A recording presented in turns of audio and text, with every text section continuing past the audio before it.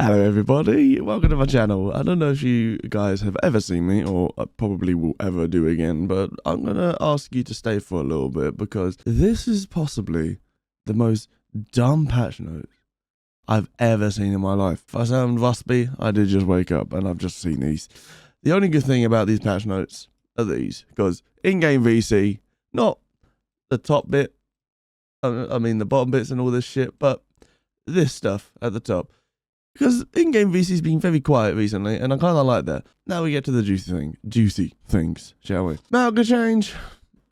Don't really care, but this is the most stupid thing I think I've ever seen. And before you do click off, this is for the people that are more casual than me, but in general, still the most stupid thing I've ever seen. So, if you're one of them casual players that go against the Reinhardt and you think the Reinhardt's not working, you would go Ramatcha, correct? Sure, you would go Ramatcha. And so, now you can no longer go Ramatcha if you want to be this counter-watch type player when you're just, you know, oh, they're playing Reinhardt, let me go Ramatcha and ignore his shield. There's many other ways to play around Reinhardt, and that's just force angles. He can only shield one way. It's not that hard to do it. But if you're a casual player like some of these other people are, or maybe you go Ramatcha to use Pummel to ignore his shield. Am I correct? I probably am correct. But this is for the casual players, and it is so stupid. Along with the fact, in the same thing underneath, Reinhardt gets his shield nerfed. This is just some fine-tuning for the barrier health and regeneration rate, as it's slightly become too tough to break through. Reinhardt is the most underperforming tank in the game. He's been mega buffed in some areas with his fire strike and his swings. His damage is nice, but because of his, like, you know, lack of a second tank, he just gets bullied. He's just, like, it's the same thing what I said about Ramatcha. Just take angles against the dude and he's useless. Not that hard. Along with this, Hanzo. Don't know why he needed to change the HP if he was underperforming. Like, bring his fucking old charge up speed back. Not that hard. The most dumbest change ever. He has decent high mobility, if I do say so myself. And just completely stupid with the HP buff. Anyways, Soljin. Soljin is basically kind of useless. Like, if you're going to do this, please just bring back the 120 body shot. Like, decrease the headshot damage if you don't want it to do as much, but just give back the 120 body shot. Like, make Soljin like viable again, please. I don't even know how to think about this one. Like, cool, it does more damage. Now generates 25% of damage done to enemies. Oh, that's what that means. Okay, so if you hit your E, you now get railgun charge. Wow. Anyway, Sombra, I have no idea what the fuck they're doing with her. This just looks like they've just killed the character. I haven't read that deep into this one. No longer ends stealth, but it does reveal Sombra. So is Sombra still a thing? Like the hack ability? Because I saw something the other day about Sombra having like a rework with her virus applying the hack. So I don't know if that is true. Hack ability locked out effects reduction from basically to 1 second. EMP still 3 seconds. Okay, this is good for Ashe players. Yay, my Bob isn't stunned out of his shooting animation for the entirety of his duration. Okay, no longer is a passive, and now activates as a translocator. Now activates by using translocator. Wasn't that anyways the case? Like, I know after like a few seconds it did, you know, turn you invisible, but the translocator after you use it did turn you invisible.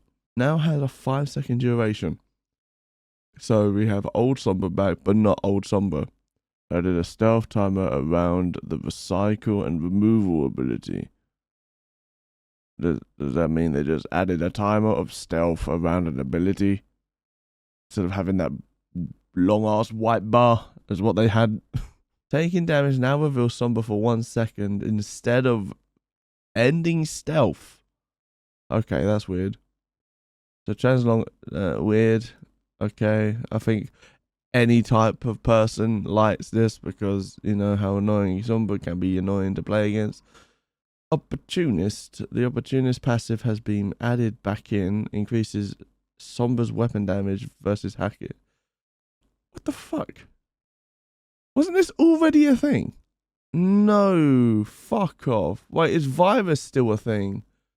Because if you hack someone and hit them with virus, what the living shit? There's nothing saying about her virus ability.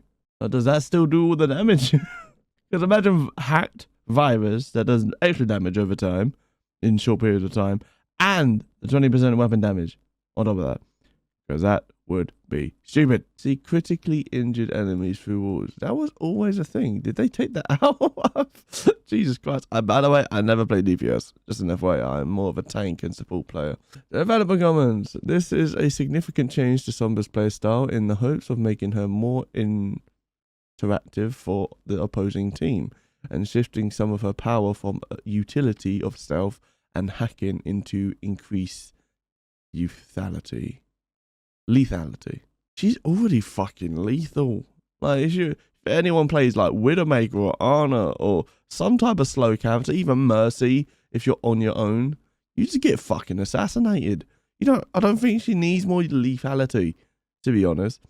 Anyways, stealth having a limited duration less than the translator cooldown is intended to create a brief window of vulnerability. Okay, I like that. That makes sense. That does make sense. I like that. It still enables Sombra to cross through dangerous areas unseen, but to really hug around the enemy backline will require... to really hug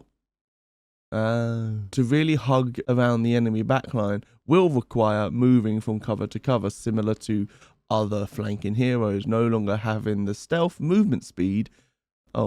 No longer having the stealth movement speed upon taking down. Okay, okay, that's pretty cool. My dumbass can't read properly. Sorry about this. No longer having the stealth movement speed removed upon taking damage also enhances its usefulness as an escape tool. Okay. Imagine. Okay. Here it comes. To be honest, I think this is really, really weird. This recall change, one thing, perhaps recall is basically non-fucking existent. If you change the options in Baptiste's thing, you can have no recall, and you just need to be a smart player on controlling said recall. And this is the most stupidest thing I think I've ever seen. With this change is aimed at reducing the fatigue resulting from controlling the recall over longer periods of play, more than trying to add power to Baptiste's primary fire. These developers don't play this fucking game. Like, please, go back to when, you had the content creators helping you make somewhat of hero-based decisions. Like, this happened for, I don't know how long, but for a short period of time, the developers were talking to, like, well-known streamers, sometimes the pro players as well. And they were like, hey, what do you think of this? And sometimes they were like, I think it's pretty cool. Or they would just say, no, that's the most stupidest thing I think I've ever seen you try and do. But yeah, anyway, Brig. This kind of made me laugh. This half a second, whoop-de-doo. Right? Brig's healing output over the course of a match is quite high. So this is just a slight adjustment to help bring that in line. Brig's main healing does come from her packs. The reason Brig's healing output has been quite high recently is because in the upper echelon of the competitive ladder and in higher SR scrims, you're playing Juno Brig. If Brig isn't around, Juno just dies. And the way you play Brig, from my experience, is you play around the Juno, and then you kind of speed in, and you kind of play like Brawl, right? And so Brig's just in the fucking face, just propping Spire every half second, right? So Inspire's always going to be up, packs are always going to be up, maybe 1 or 2 to your Juno if she gets run on, right? And that's it. And then ta-da, Spire keeps the fuckers like going, right? Whoop-de-doo. That is the reason why she has had recent healing output recently, because he's been played a lot more. Instead of just playing the Ana Brig backline, she's more in the fight now. Instead of just hiding in the backline protecting an Ana, she's now in the front line with her Juno fighting in their faces. So this is a stupid change. Could have changed something else. Could have changed her Inspire healing, and that would have actually done something to, you know, rein her healing in. But anyways, Juno, I don't know if I think I like this. I don't know about the healing projectile, healing projectile. Okay, I thought that was like her size, the bullet size. I was like, Jesus, that's fucking big. Full of range reduced from 35 to 50 to 25 and 35. Oh wait, they've full of damage, full of range. Wait, I thought this was a buff. Did they've nerfed her again? Is this her damage or her healing? Because I thought her healing was already at... Oh my god, no, this is her healing and her damage. They've actually... So, in the same time as you've nerfed her range, which, FYI, she's the only support that has healing fall off. Healing. Ana is a sniper. She has a no healing fall off. Baptiste, you know, projectile, has a big cloud, has no healing fall off. I could make an argument for Zen, but his orb is next to someone healing them. But what else? Imagine if Mercy had healing fall off. You had to be up that person's ass. But this is so stupid. The first hero, right? I know her main healing from her gun is decent and is strong. The main burst healing that she does is from her right click. But this is so stupid. The fact you reduce the range and then reduce the healing is so stupid. Let's actually read the developer's comments. Juno's healing output is too high for how much mobility she possesses. So we're shortening in her fall off range to increase the importance of positioning well with her mobility abilities. Even then, I do not believe that this is going to really change Juno, because of the fact you have Brig next to her 9 times out of 10, and you're never really fighting that far away from the fight anyways. It's just annoying. Like, she's going to reduce the range, keep the healing. She could want to reduce the healing, but keep the range. Don't do both, because this is just a massive bull kicker. I know this is coming from a main flag support, but yeah. I don't like this Juno change. The map updates, these are kind of cool. I like the Dovato second point, because there's a stairway to the fucking first corner high ground, and I hated Dovato because of that point, instead of having to have that 20-minute rotation to the right side. Anyways, this is my video on Blizzard's dumb fucking patch notes for today, basically. It's the 15th, it's Tuesday, and they're coming out today. So, let me know what you think in the comments. Hopefully I get to see you guys later, or whatever. Anyways, hopefully you're as angry as I am, and I shall catch you guys later. Peace.